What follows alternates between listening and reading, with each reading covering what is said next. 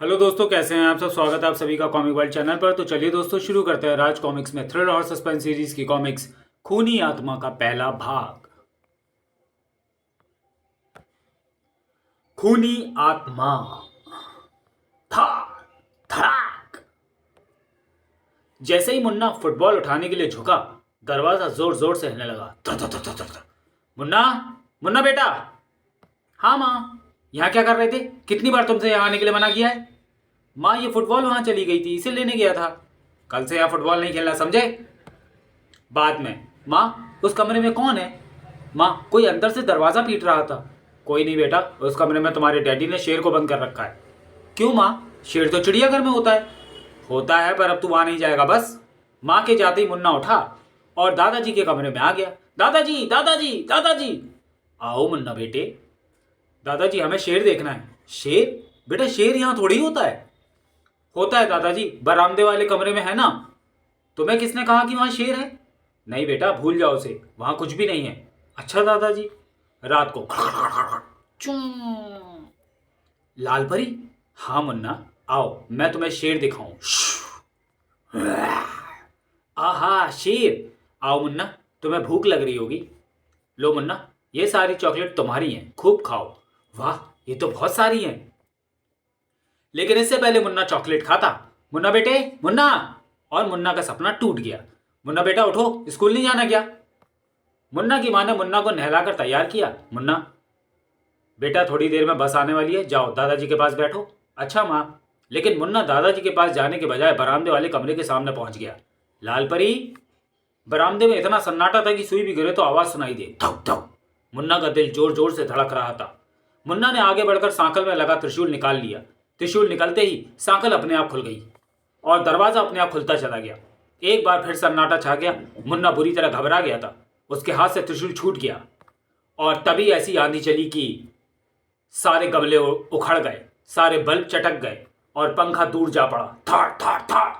लेकिन मुन्ना अविचलित वहीं खड़ा रहा। फिर अचानक आंधी रुक गई। दरवाजा जैसे खुला था वैसे ही बंद हो गया। लेकिन मुन्ना की आंखों में एक अजीब सी चमक आकर ठहर गई थी। इधर मुन्ना की मां नीचे भागी। ना जाने क्या गिरा, कैसी आवाज थी। वह बरामदे में पहुंची। ये सब क्या है? ऐसा लगता है जैसे बहुत तेज आंधी चली हो। अचानक, नहीं! अशोक, बचाओ अशोक! क्या हुआ नीलम, क्या हुआ? नीलम बहुत डरी हुई थी। अशोक का हाथ उठा, चटाक। थोड़ी देर में नीलम सामान्य हो गई। अशोक, वहां त्रिशूल निकला पड़ा है। क्या कह रही हो? सभी वहां पहुंचे। हाँ अशोक, देखो यहां तोड़फोड़ भी हुई है। आज 6 साल बाद ये कैसे निकल पड़ा? अशोक ने त्रिशूल जेब में डाल लिया। मैं महाराज गोरखनाथ को बुलाता हूं, मुझे तो लगता है वो बाहर आ चुका है। सुनो रामधन, तुम अभी रायगढ़ चले जाओ और महाराज जी को बुला लाओ। अच्छा मालिक। रामधन रायगढ़ के लिए चल पड़ा। साथ ही मुन्ना भी उसके पीछे चल दिया। मुन्ना की चमकती आंखें बैलों की आंखों से मिली। अचानक बैल तेजी से भागे। देखते ही देखते उन्होंने रामधन को कुचल दिया। आ आ! घर पर। मुन्ना बेटा, कहाँ चले गए थे? माँ, स्कूल बस निकल गई थी, मैं जरा राकू के घर खेलने गया था। रात को नौकरानी माया मुन्ना के लिए दूध लेकर आई। लो मुन्ना बेटा, दूध पी लो। मुन्ना ने सिर ऊपर किया। उसकी चमकती आंखें माया की आंखों से मिली। नहीं, बचाओ, भूत भूत! माया दरवाजे की तरफ भागी। बचाओ! वह बंद दरवाजे से टकराई। तभी वह शीशे की मेज फर्श पर तेजी से फिसली और माया की गर्दन धड़ से जुदा हो गई। माया की चीख सुनकर सब कमरे के बाहर इकट्ठे हो गए। क्या हुआ माया? दरवाजा खोलो। मुन्ना बेटा, दरवाजा खोलो। अशोक, दरवाजा तोड़ दो। अच्छा पिताजी। तब तक मुन्ना सामान्य हो चुका था। अशोक के तोड़ने से पहले दरवाजा स्वतः ही खुल गया। नहीं! मुन्ना भागकर अपने दादाजी से लिपट गया। मुन्ना बेटा, तुझे तो कुछ नहीं हुआ ना? थोड़ी देर में माया की लाश को वहां से हटा दिया गया। कोई ना जान सका कि वह कैसे मरी। अगले दिन अचानक पिछवाड़े की एक दीवार गिर पड़ी। धम धम! शोर सुनकर अशोक बाहर आया। अरे, ये दीवार कैसे गिर गई? अशोक ने मिस्त्री को बुलवाया।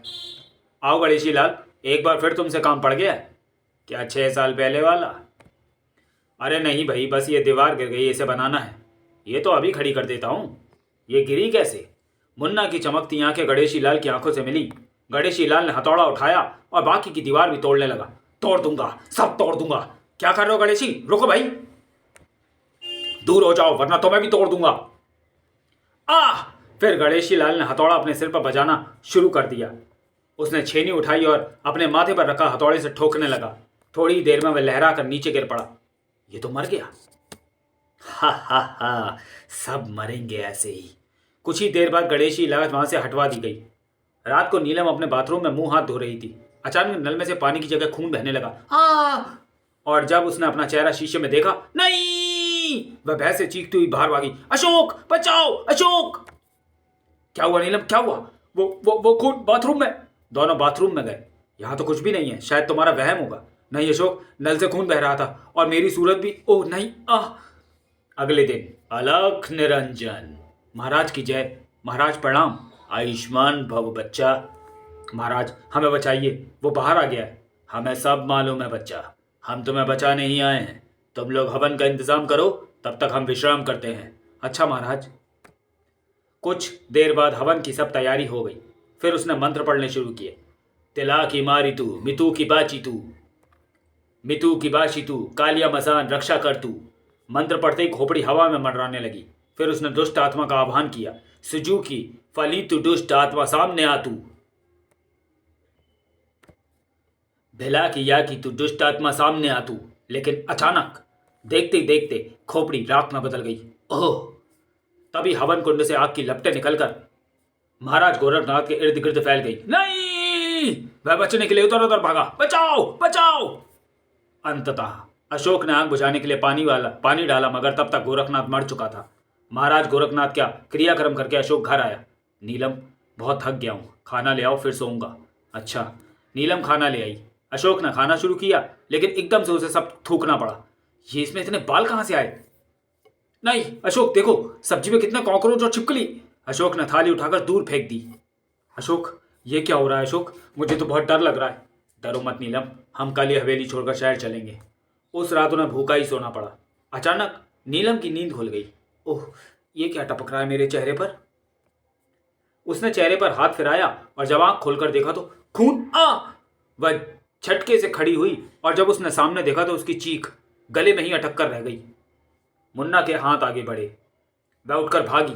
बाहर आकर उसने पलट कर देखा। नहीं! वह ठिठक गई। नहीं नहीं, मुझे मत मारो। पीछे हटते हुए रेलिंग से टकराई। मुझे माफ कर दो, भगवान के लिए मुझे मत मारो। तभी नहीं! मुन्ना की आंख ने फिर चिंगारियां उगली और फानूस जगमगा उठा। पर अगले ही पल वह छत से जुदा हो गया और नीलम के शरीर पर गिरा। अशोक दबे पांव मुन्ना के पीछे पहुंच गया और जैसे ही उसने मुन्ना को मारने के लिए कुल्हाड़ी उठाई, मुन्ना तेजी से पलटा। जैसे ही अशोक की आंखें मुन्ना से मिली, नहीं! फिर कुल्हाड़ी हवा में घूमी और खचाक! खचाक! अशोक भागा, लेकिन खच! अशोक की आंखों में मौत का भय सिमट गया था। नहीं, मुझे जान से मत मारो प्लीज। कुल्हाड़ी फिर उठी और फिर तब रुकी जब उसके शरीर के सैकड़ों टुकड़े हो गए। तभी मुन्ना, ओ मुन्ना बेटा, कहाँ हो तुम? मुन्ना ने आग पर नजर डाली और पलक झपकते ही सारी आग बुझ गई। मुन्ना, ओ मुन्ना! दादाजी की आवाज सुनकर मुन्ना भागता हुआ उनके पास पहुंचा। दादाजी! मुन्ना!